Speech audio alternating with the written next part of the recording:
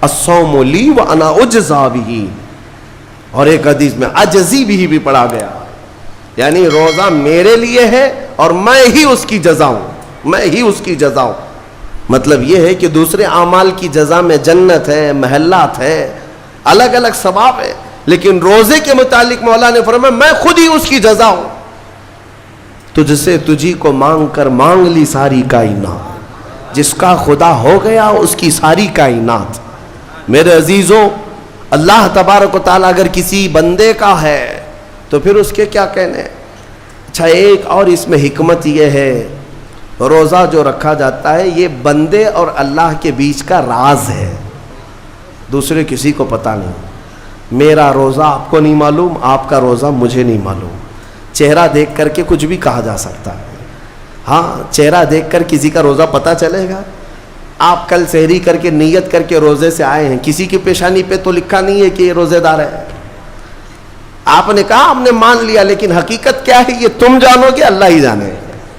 بہت سارے تمہارے پاس موقع ایسے آتے ہیں جب ایک ایک گھونٹ نگل سکتے ہو، وضو کے بیچ میں، غسل کے بیچ میں، جب کوئی نہ دیکھ رہا ہو تب چٹکیاں لے کر اندر ڈال سکتے ہو، کوئی نہ دیکھ رہا ہو۔ لیکن بندے اور مولا کے درمیان کا ایک راز ہے روزہ۔ اسی وجہ سے ایک حدیث میں ملتا ہے قیامت کے دن جب ایمان والوں کو جمع کیا جائے گا اور جن کی بخشش ہو جائے گی تو ان میں ایک جماعت ایسی ہوگی جو جنت کی طرف اڑتے ہوئے جا رہے ہوں گے اور جنت میں پہنچ جائیں گے، کسی کو نظر نہیں آئیں گے، بہت تیزی سے وہ جنت پہنچ چکے ہوں گے۔ باب الریان ایک دروازہ ہے جو صرف روزے داروں کے لیے، جن کے روزے اللہ کی بارگاہ میں پسند آ گئے، وہ دروازہ صرف ان کے لیے، وہاں پہنچ چکے ہوں گے۔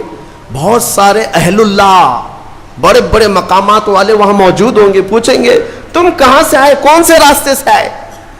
نہ وہاں نظر آئے نہ راستے میں نظر آئے، یہاں کیسے پہنچے؟ تو وہ کہیں گے کہ اللہ تبارک و تعالیٰ نے ہمیں روزوں کی وجہ سے یہ مقام دیا۔ رب تعالیٰ کی طرف سے ارشاد ہوتا ہے کہ ان بندوں نے دنیا میں جو روزہ رکھا تھا وہ سب سے چھپا ہوا تھا، کسی کو پتہ نہیں تھا روزہ ہے یا نہیں، اس لیے جب میں نے ان کے روزے قبول کیے تو سب سے چھپا کر انہیں جنت کی طرف بھیج دیا۔ وہاں پر بھی یہ جزا دی گئی۔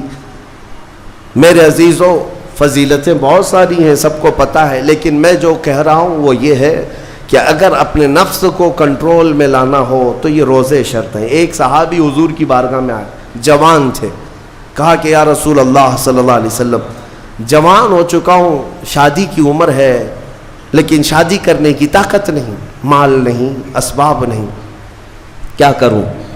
شادی نہ کرے تو گناہوں کی طرف چلے جائیں، خواہشات ہیں انسان کی۔ تو جانتے ہیں میرے آقا صلی اللہ تعالیٰ علیہ وسلم نے کیا فرمایا کہ اگر استطاعت ہے تو شادی کر لے ورنہ روزہ رکھ لے۔ شادی کے بدل ڈائریکٹ کون سی چیز؟ روزہ۔ فرمایا اس لیے کہ روزہ تمہاری شہوت کو ختم کرتا ہے، تمہارے اندر صبر قائم کرتا ہے۔ عزیزان گرامی، حدیث پاک کا یہ مفہوم میں آپ کے سامنے رکھ رہا ہوں۔ تربیت میں میرے آقا نے ان نوجوانوں سے کہا جن کی شہوت غالب ہے، جو گناہوں کی طرف زیادہ جا سکتے ہیں، ان کے لیے فرمایا گیا وہ روزہ رکھیں، کنٹرول میں رہیں گے۔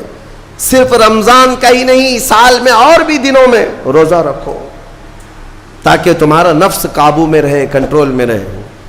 میں چند مہینے پہلے کچھ نوجوانوں کی کثرت کو دیکھ رہا تھا جو اپنے جسم کو شیڈول بنانے کے لیے، مینٹین کرنے کے لیے ڈائٹ پلان تیار کر رہے تھے۔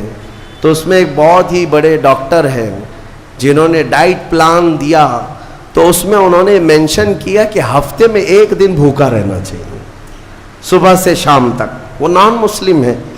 میں نے پوچھا تھا کہ یہ آپ کے ڈائٹ پلان میں کس لیے ہے، تو انہوں نے اس کی سائنٹیفک وجہ بتائی کہ ہفتے بھر میں ہم جو کچھ بھی کھاتے ہیں، کچھ ایسی چیزیں جمع ہو جاتی ہیں جن کو پگھلنے کا موقع ہی نہیں ملتا، ہم بار بار کھاتے رہتے ہیں، اس پر چیزیں جمع ہوتی رہتی ہیں۔